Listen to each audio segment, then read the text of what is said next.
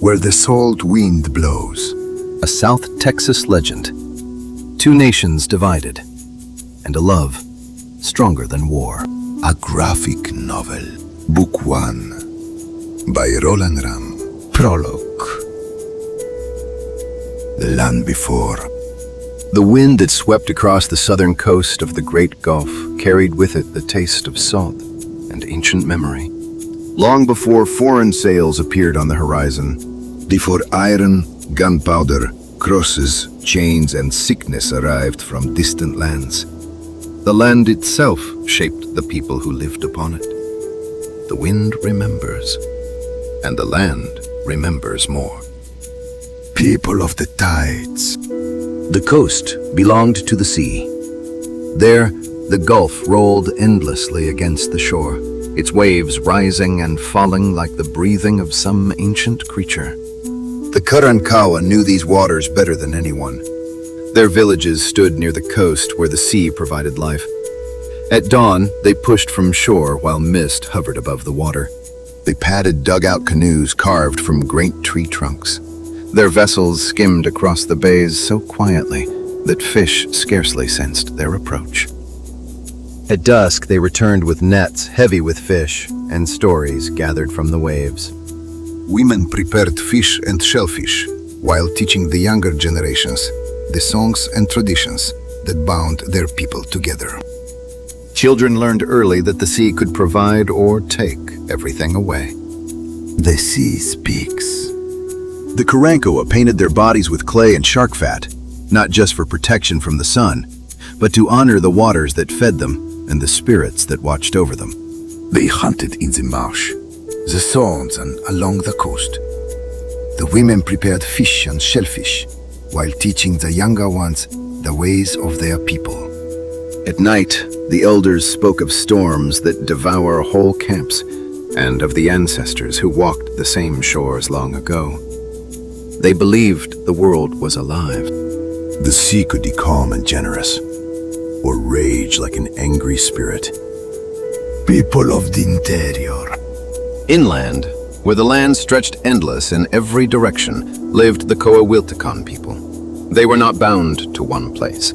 They followed the seasons, the rains, and the movements of the animals. They knew the land was both beautiful and unforgiving. They found food where others saw nothing. They followed deer and javelina through thorns and dust. They traveled ancient paths known only to their people. They were wanderers, not because they lacked a home, but because the entire land was their home. Memory beneath the stars. When the sun sank beyond the horizon, the people gathered in the warmth of firelight. The elders spoke of a time before memory, when the first people walked from the womb of the earth. Children listened with eyes wide, drinking in every word as if their lives depended on it. Every star carried a story.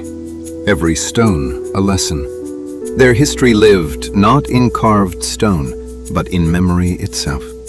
For the people of the interior, the land was not something they owned. The land was their teacher, their guide, their family. The land that can kill. The sun could scorch the earth until the land cracked and the air shimmered like fire.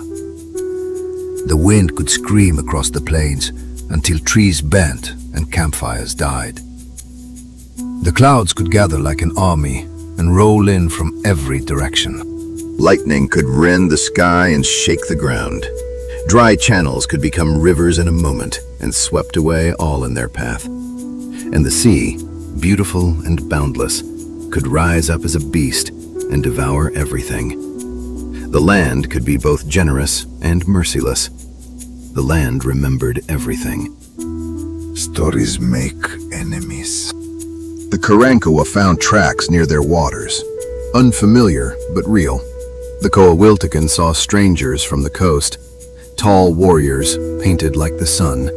Elders spoke of raiders who came from the thorn scrub swift, silent and cruel.